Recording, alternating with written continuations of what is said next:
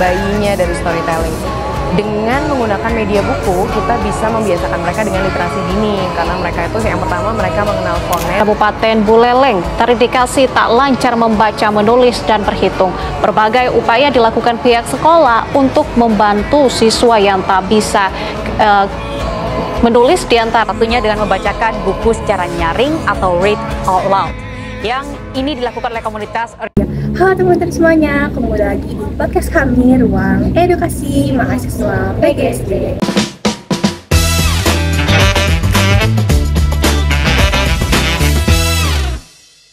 Nah, hari ini kita kedatangan 3 bintang tamu Gen Z nih dari kelas 624 PGSD IKIP Siliwangi. Yuk langsung kita kenalan sama mereka. Halo semuanya, kenalin nama aku Rizka Melia, bisa dipanggil Rizka ya. Halo, aku Siti Aminah, bisa dipanggil Anya. Halo, aku Andi Rizka dan sama saya bisa memanggil Ria. Nah, sekarang kalian udah tahu kan nama 3 bintang tamu kita hari ini. Nah, teman-teman, hari ini kita akan ngobrol santai tapi bermakna nih seputar perkembangan membaca lanjutan di SD pada kelas tinggi. Nah, kebetulan nih mereka ini kayaknya sudah sangat berpengalaman banget ya mengenai topik yang akan kita bahas kali ini, betul? Oke, nah tanpa berlama-lama kita langsung saja tanya-tanya mereka yuk.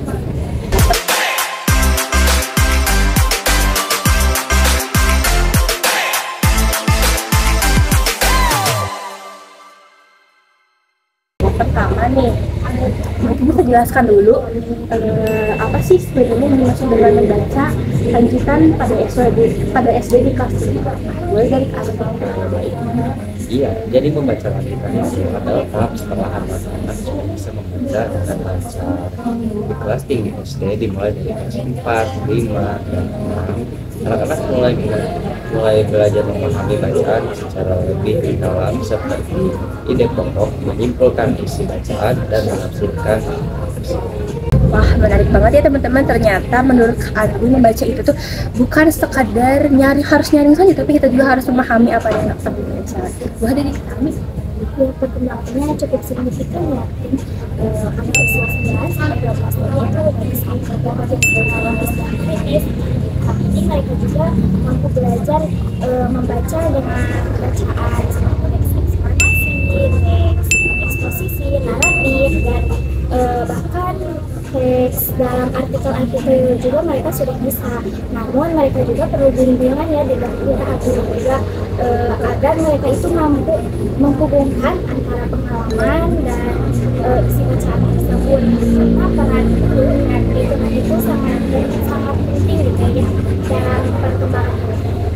Betul tuh nih, apalagi di era digital sekarang tantangannya makin banyak ya. Anak-anak mungkin bisa aja terpapar informasi yang tidak sesuai dengan usianya. Jadi penting banget nih ngajarin literasi yang kritis untuk membaca lanjutan ini. Nah, benar ya teman-teman. Jadi ini tuh bukan hanya belajar membaca saja, tapi kita juga harus bisa menyaring informasi. Selanjutnya nih, pertanyaan selanjutnya, metode apa nih sama strategi apa yang cocok untuk guru di tahap sekarang? Baik, jadi salah satu strateginya bisa pakai metode pengajaran timbal balik. Guru dan siswa berdiskusi tentang bacaan dengan pas strategi utama yaitu merangkum, bertanya, menjelaskan, dan merevisi.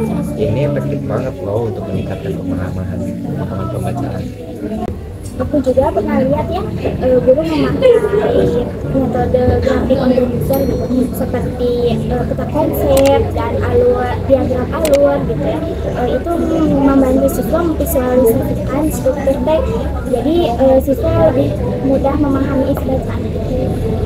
Kalau aku sih lebih ke pendekatan yang kontekstual. Misalnya setelah baca teks tentang lingkungan nih, anak-anak itu praktik bikin poster atau kampanye kecil, jadi bisa dikaitin dengan kehidupan nyata.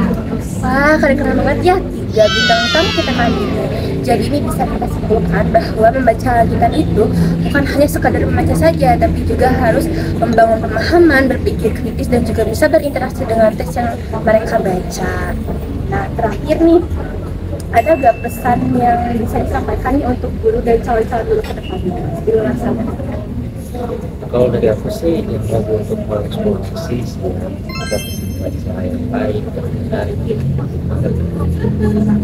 Kalau menurut aku ya, ketahui dulu karakter siswanya karena siswa mempunyai gaya belajar yang berbeda. Kalau dari aku, buat membaca ini jadi aktivitas yang menyenangkan aja sendiri. Wah, mantap sekali, baik, terima kasih ya untuk kami dan juga Kak Rizka atas sharing session dan ilmunya yang sangat luar biasa. Semoga bermanfaat bagi kalian semua pendengar podcast kami. Sampai jumpa di episode selanjutnya. Dadah.